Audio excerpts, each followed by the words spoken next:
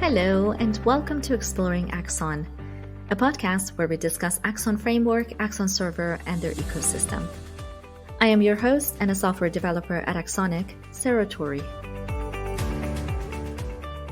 Before listening to this episode, I would like to invite you all to join us at our in-person conference at Tobacco Theatre at the heart of Old Amsterdam on September 22nd and 23rd this year. For more information, please visit us at axonic.io. We are currently offering a limited number of tickets at 30% discount, but the quantity is limited. So hurry and don't wait too long. Now, on to this wonderful episode where I spoke with my colleague Christian Vermorken about Axon Framework. Christian walked me through the process of designing an application and what patterns and strategies you need to consider prior to making a decision on which tools, libraries, and frameworks to use. We talked about how to start this process without a framework and basically building a DIY framework for your use case and how challenging that might be. We then focused on the benefits of using Axon Framework if you are interested in building an application using CQRS. Christian also shared with me his experience of learning about CQRS and DDD while using Axon Framework. We talked about why it's important to use this framework that by now has been around for over a decade with a strong team of developers that are continuously improving it and making it even better, and also the vast community behind it. Christian expressed how this community helped him when he first started using Axon Framework and was learning about these concepts and patterns 6 years ago. And that community has only gotten larger and stronger by now. And lastly, we talked about why many in DDD and CQRS communities are against the use of a framework. To learn more about our wonderful community and our team, visit us at our Discuss platform, which is discuss.axonic.io. I hope you enjoy this conversation and let's have a listen. Hi, Christian. How are you today? Hi, Sarah. I'm fine, thanks. How are you? I'm doing great. Thank you so much for joining me. It's great to have you back. And today we have a really wonderful topic to talk about, as always with you. But today's topic is a bit more special because it's one of the things that we constantly get this question and the discussion about, which is to do framework or not to do framework. And that is our question today. So you recently wrote a wonderful blog about the benefits of the framework and it being an open source framework, and also the question at hand, which a lot of developers ask. One is the benefit of it or the drawbacks of it, and the other is that what if we have a long-standing application that needs to basically live for many years, and if that framework, for whatever reason, is no longer maintained, what do we do next? So before we get into all of that great conversation, let's talk about maybe um, starting by not using a framework at all. So we're in this world of DDD and CQRS, and there's a lot of architectural patterns that need to be considered before starting the actual coding process, right? And when it comes to that, you do have to make some decisions. And a big decision nowadays is what tools do I use to make my life basically easier? So let's say if we didn't have Axon Framework, what tools can folks use if they are interested in using patterns such as domain-driven design or event-driven architecture? And of course, CQRS, command queries, responsibility separation. You'll actually need several tools for that indeed. Because you start just by building your own application, your microservice, whatever your kind of architecture you're envisioning, right? That's um, one part. But you do, in order to continue with that, right, you're gonna need to have communication between different microservices, for example, or simply communication between your own your own application. Right. What you need to consider, for example, is if you want to do those patterns to the full extent, you're going to want to send commands around, have some place in your domain model that you need to create, handle those commands, load up a domain model, execute that command on it, publish events based on that. If you're Right. doing event sourcing, it gets even a bit more complex because then you also need a proper event store for that, Hmm. which you could leverage one of the standard relational databases of those, or really just use a built for purpose event store such as Axon Server. Yes. Which we have Uh, it for you. It makes your life a little bit easier, right? yeah, exactly. It makes your life easier and it's just simply optimized to do those operations that an event store needs to do and do it um, fast and efficient.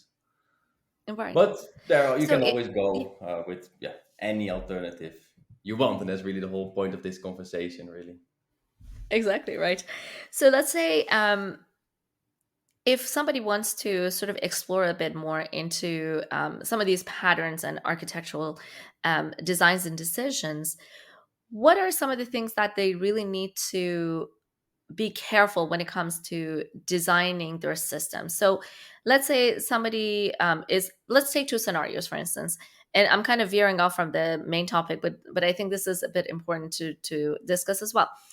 Let's say you have a legacy system and it's a monolith, and then you feel like, okay, this code is kind of going out of hand, and it's becoming too large, and we need to basically separate various aspects of this code base basically to make it a little bit more maintainable. So that's one scenario. Another scenario, I think, which might be an easier one, is you basically starting from ground zero. You don't have anything prior, and I guess you start. But in either situation, you do have to make some choices and you do have to consider various things. Can you walk me a little bit through maybe choice one first? You have a monolith, it's been running for a long time. Now you're thinking about microservices. How do you go about it? And what kind of decisions do you have to keep in mind or make? Right. So the first thing here to consider is, in some rare cases, you can do a big bang switch over from a monolith to your new Mhm. microservice architecture. Most Just of the throw it all times, away, move on, right? exactly. Yeah, Sometimes it is, and then you really end up basically in scenario two. It's exactly. some kind of data migration before you go Mhm. live. But usually that's not the case, though, unfortunately, because Wait, that makes our life so much easier if it would have been. of Um, course, what's the fun in that? To be easy, exactly, right? exactly. Now, usually you do actually have both running side by side or Mhm. working together for quite a long time. So you need to come up with a strategy of, hey, how are we going to move responsibilities from that monolith over to our new microservices?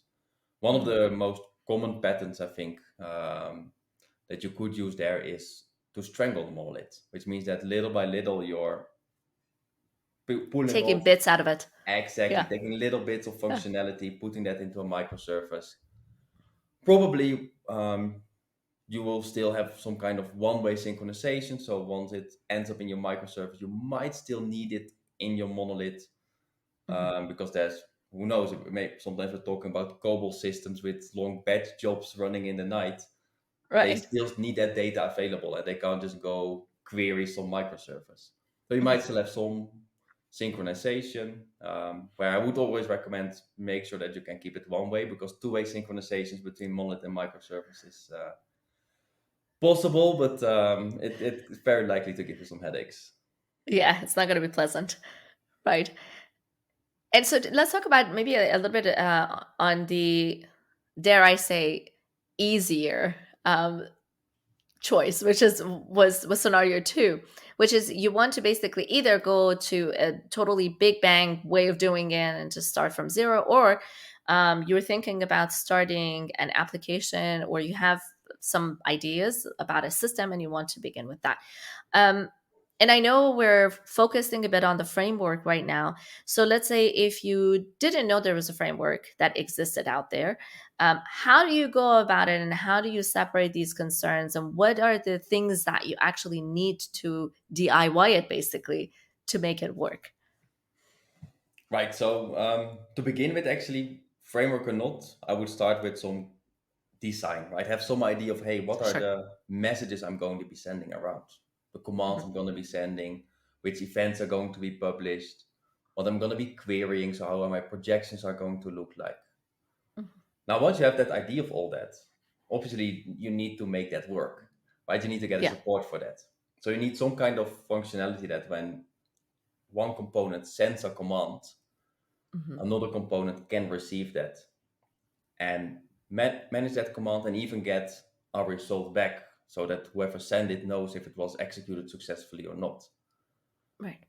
Now, if you're able to handle those commands, so you need some kind of command bus really Hmm. um, for those. If you're able to handle those commands, you want it to have an effect, right? You Right. want to publish an event out of it. So you also need an event bus backed up by an event store as well to persist those events. So you also Hmm. need to think of what technology are you going to use for that, how you're going to implement that, Hmm. um, and various things that you can take into consideration. Do you want to events? If you're doing event sourcing, you probably want to persist it forever. Right. If you're just doing an event-driven architecture, maybe some they don't need to be persisted forever, right? Some ephemeral events might be fine. Hmm. Well, now we can publish our event. We also need to have some code that we can also consume them to build our Yeah. projections. So that's then another Right. part that you will need to build up. So some way to listen to the right events, the ones that you are interested in. You take all the information and logic out of it, and you put that inside your projections. Hmm. And that's really in the basis. Of course, once you continue, you will run into all kinds of little side cases, little caveats that you will need to cover. But in Exactly. the basis, yeah, you can just do those three simple things, and you can have a start of a system. Yeah. And from what you explained, and I love the word simple that you used at the end. It didn't seem so simple to me when you were explaining, yes, you need to have all of these in mind, because when we think about designing an application or basically get it up and running, there's a lot to consider. And um, why do we start an application is because we want to get some sort of business use out of it, usually, right? It has to do something. And this is all before that initial idea of what this application or this system has to do in the first place, right? So this is all like behind the scene. We haven't even talked about what the X application that you're building is supposed to do. So still a lot has to go through your thought process and all of the decisions that you have to make before you even get to the point of, hey, I want this application to, do X, Y, and Z. So I guess then let's bring in the framework and let's see how this framework can actually make this possible for us, that you don't have to spend so much time behind the scene and figure out the nitty gritties back there in order to get to where you actually need to be, which is writing your code and actually making your application up and running and working for your business. So talking about Axon framework specifically, uh, in the blog that you recently wrote, you actually mentioned something that was really interesting, and it made me think about, oh yeah, this is this. We had some conversations internally about this, but I hadn't really thought about it in great detail. But you had mentioned that the one of the benefits of the framework, Axon framework specifically, is that it allows you to, of course, use the annotations, but you don't have to continuously using it. So it doesn't have to be forever. Tell me a little bit about that. How can it not be forever if you're starting with a framework? Right, yeah, good question. Because usually when we pick a framework, for example, a Spring Boot, it's going to be there Mhm. for the lifetime of the application. Right. And also with those, you can get rid of it, but it's often a lot of work. But the nice thing I would say about Axon Framework is the way it operates a lot through those annotations, that you can actually just build a really clean command model, for example, Mhm. with your business logic in there. You really just have to think about, what are the commands I want to handle, what are the events that are going to be published. That's the thing you're really typing. But all the infrastructure behind it, you can add to that command model just by adding a couple of annotations. So if you want Mhm. to turn that method inside your domain model into an actual method that's going to be receiving a command through the framework and going to be handling it, you just add the add command handler annotation to a method. Right. And then the framework takes care of all the heavy lifting behind that, of ensuring that, hey, okay, that means this, we need to register this on the command bus, be able to receive commands, be able to get a result back, etc. Hmm. Now, same with event handlers, same with query handlers, right? The same principle applies to all of them. Yeah. Now, if at some point you would say, you know what, this Axon framework really is not my thing. I don't like it. It's could be. God forbid. I'm I just know, I kidding. know, How could you? I But know. yes, it doesn't work out. What do we do now? Exactly. Well, if you have that command model, well, you just rip out your annotations, you actually still have Mhm. your business logic in there. Because the Axon Okay. framework doesn't so much shape that part of your code. It doesn't tell you like, Right. okay, you need to code it like this. You actually have a clean domain model still that Hmm. you can use. So your business logic is still there. Of course, if you Yeah. want to rip it out, you will need to then Hmm. yourself take care that those command handles get invoked at the right time, that your aggregates get loaded from the event store at the right time, etc. Hmm. And I really like that you mentioned that you have the option of using it, but if you decide not to use that, it still has that clear, um, basically business design and domain in it. Because one thing that I think Axon Framework really helps out, especially if you're new to the notion of CQRS, is that it makes it possible for you to focus on your business side of the application and the command side of the application, the intent side. Um, and those annotations are there to basically, I feel like, to guide you through that design process, because they make you kind of think about, okay, what do I want from the business side, and that goes on the command side of the application, and then versus the events and queries and so on. So that's really powerful, I think, as well, because it makes life not only easier by doing the heavy lifting behind the scene, but also making it a bit more clear, if you're new to these notions, how to separate basically your read and write side. Yeah, absolutely. It So gives you that kind of pattern to follow, that you can just exactly. go ahead and first focus on the business logic, and then later you will start to understand a bit more, maybe, okay, why are we doing this in DDD, or why, when you get a Yes, deeper understanding. exactly. It kind of helps you get that understanding a bit more into your design, into your logic as you're going through it. It's kind of like doing learning by doing, which is one of my favorite things to do.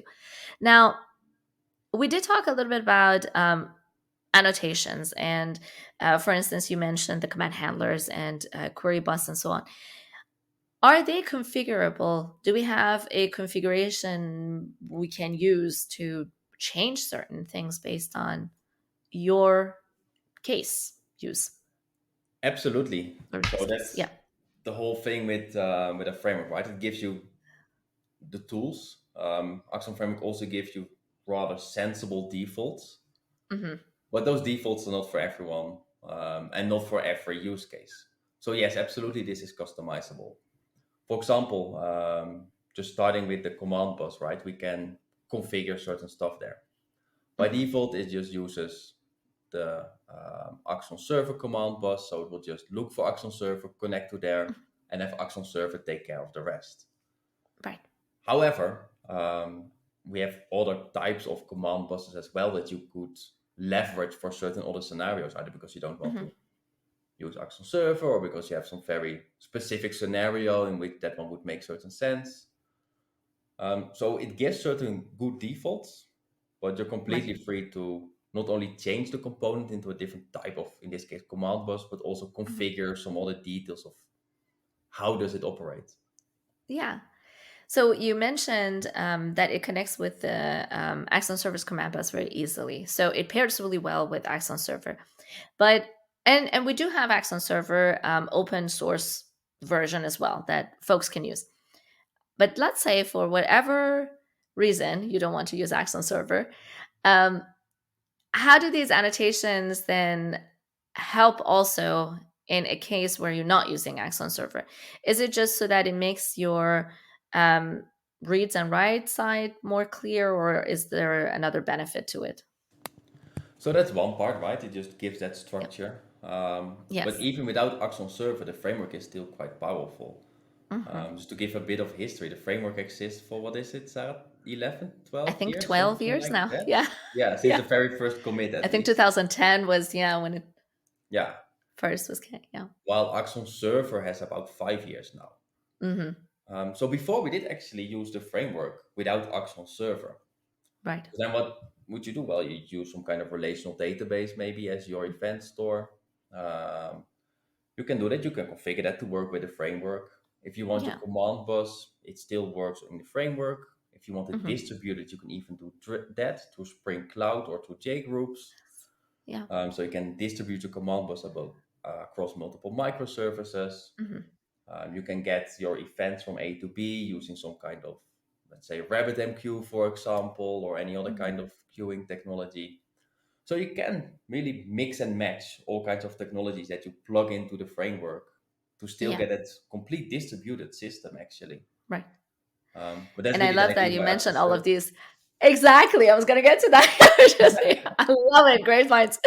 But you mentioned all of these different tools and technologies that you can actually just sort of bundle them all up and just use Axon Server instead of all of the above. Correct? Exactly.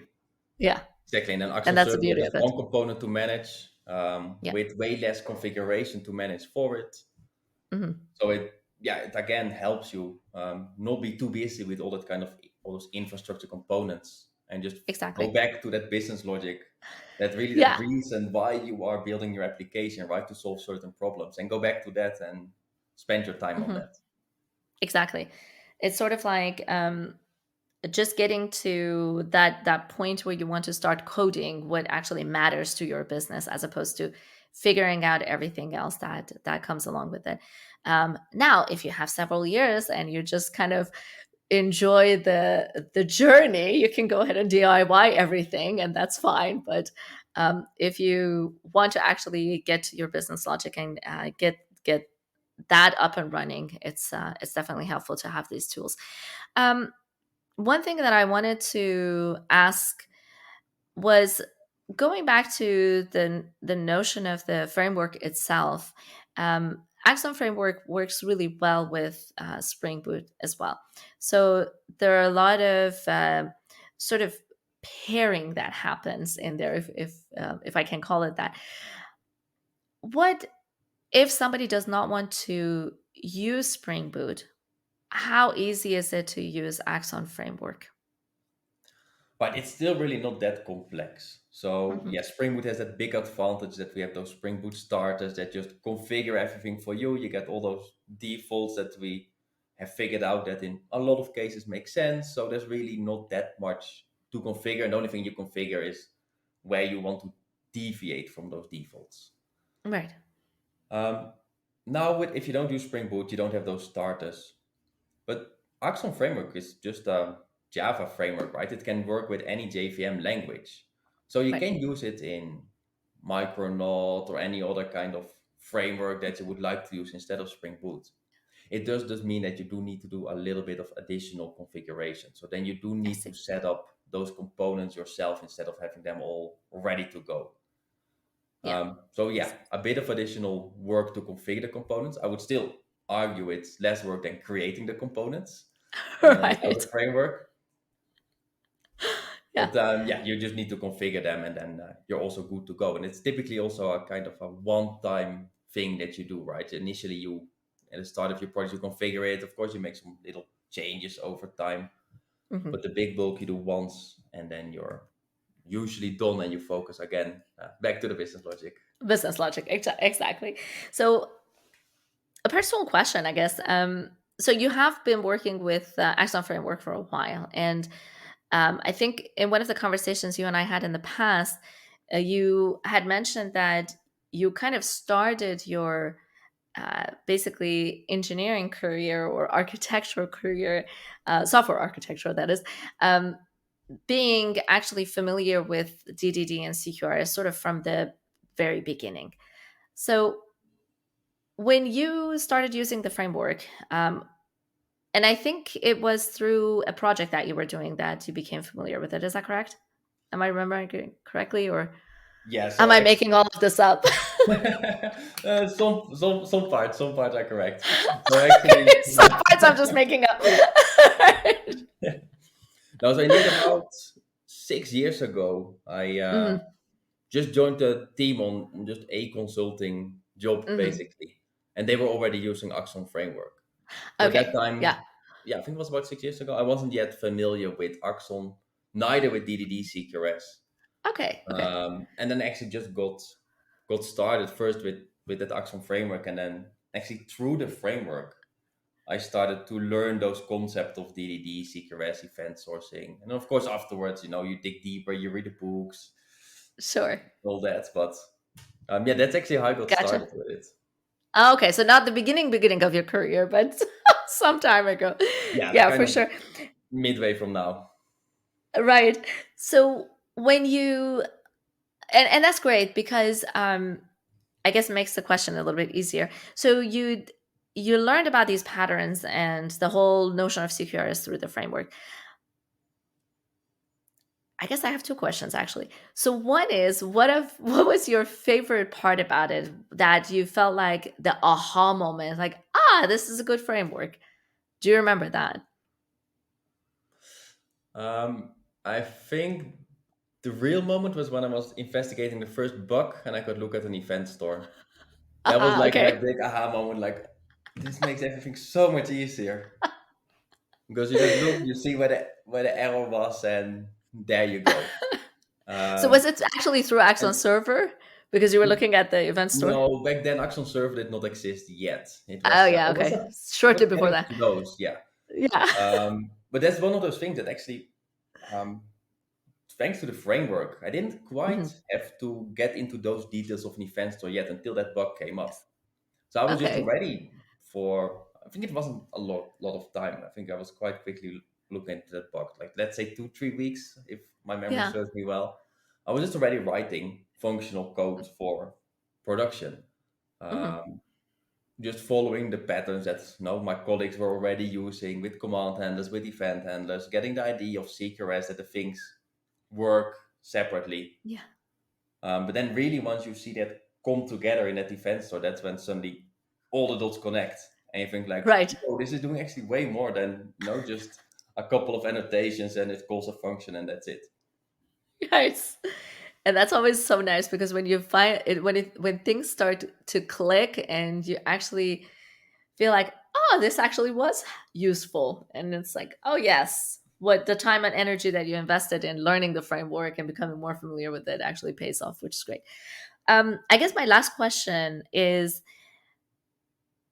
we know that a lot of folks out there, especially when it comes to domain driven design and CQRS, are against the usage of a framework. Can you tell me a little bit why and why not? Yeah, of course. Um, so maybe let's start. I would actually like to start with taking one little step back. And this thing Sure. we're actually often already using all kinds of frameworks. Right. Often we use, for example, Spring Boot or one of those alternatives without even thinking about it. Right. Right? Or It's just what Java. you I mean, do. I suppose Java is not exactly a framework, but it's a library. So it's kind of similar. It's Yeah, a but tool. exactly. If you go even Right. further, yeah, Java, because, well, no, instead of writing assembly, well, we prefer Java as well. And those are kind of those steps that you don't think about. So often you're already even using a lot of frameworks. Yeah. Now, what gives, especially in the DDD community, what gives the frameworks that negative connotation really of why people don't want to use it Mhm. is because, two reasons really. One, you don't want to pollute your domain model. You want to keep that one as clean as possible. Well, that's something we already discussed, that through that Discussed. Yeah. annotations, there's like the pollution is minimal, right? Or pretty Right. much non-existent. So that's one thing. You don't want to pollute your domain model. Secondly, in the basis, it's really not so difficult to get those first things working. Get some commands flying around, publish some events, get some queries going. Right. You can do that quite easily without a framework. Hmm. Um, the trick in the thing comes like when you want to really satisfy all those side cases, all those edge cases, right? Because when you handle commands, you don't just want to handle them completely asynchronously in any random order or whatever Right. they come in, right? Mhm. Um, if you handle commands for one single aggregate, you want those commands to be handled sequentially. And other Right. aggregates, of course, you handle completely asynchronously. But within those Mhm. aggregates, so that's already one extra thing that we need to then add to our framework that we built. Yeah, definitely. Um, so that's one thing. And then the further you go, the more you get into those things. So if we want to build up projections, we want to read events. Right. What happens if that fails at some point, right? That event handler method fails. You need some kind of error handling. Hmm. So that's another thing that then you will need to add. Um, Absolutely. Yeah. Ideally, you would want to read your events in an asynchronous manner, right? That Mhm. also means that if my application goes down, the other one keeps producing events for a while. That's perfectly fine. Once I come back Yeah. up, I want to know did I Where did you leave? Exactly. Yeah. exactly what was the last event that I Right. still consumed. Hmm. So then you need to add a little bit for that. Right. And I guess you can already guess where I'm going. That the framework does all those things for you because we've For been you. Right. looking into those things for years already and getting those questions and issues from people saying, "Oh yeah, how do I do this? Right? I want to do this. Um, it's not possible." And yeah, a lot of those Absolutely. things initially weren't possible, and by now they are that kind of extra Yeah. functionality that you have. But yeah, Yeah. if you just go back in your first months of your project, you might not realize all that complexity that's underneath something that Exactly. you are going to need eventually. And another, I think, good point to bring up is also that not only the all these wonderful years that have been spent and you've seen various cases coming through, but also the team that's constantly thinking about these things, right? Because instead of just being on your own and trying to figure everything out on your own, there's a team whose job is to really think about these edge cases or getting the feedback from the community. And community is another really important thing here because we have so many people who have been using the framework and there is a huge amount of support out there. So if somebody's new to Axon Framework, there is the Discuss platform, there's Stack Overflow, there's all sorts of ways to get in touch with somebody who knows how this actually can work for you, for your use case, or maybe they've been in the same situation in the past and they have an answer now. Not necessarily within the Axon team, but out in the community. There's a huge amount of help and support there, Yeah, which is always absolutely. helpful. So we have these really smart colleagues of ours that are working on the framework on Axon Server as well to just improve it all the time and think of those new ways to make that work. But the community by now is, yeah, I would say really large. Already years ago, before I was working with Axonic, I already leveraged that community Yeah. knowledge Yeah. just through some Stack Overflow question, or by then we had the Google Groups. Now we have the Discuss platform. Yeah, exactly. But I already leveraged it back then, 6 years ago, and by Yeah. now it has only gotten larger. That community. That means Yeah. more experience, more answers. Exactly, which is always really helpful. It's funny how many times, and hopefully I'm not the only person, that I Google a thing and I realize, oh, yeah, I had this question in the past. Probably last year I asked the same question and the community came out to help. So it's always nice to have that really nice level of knowledge behind a product, which is really great. Well, thank you so much, Christian. It's always really wonderful talking to you and learning from you. So I really appreciate you giving me the time today to chat about the framework and some of its benefits. Really appreciate that. Yeah, thank you. It was great talking to you again, indeed. Thanks. Have a great day. Until next time. You too. Bye bye. All right, take care.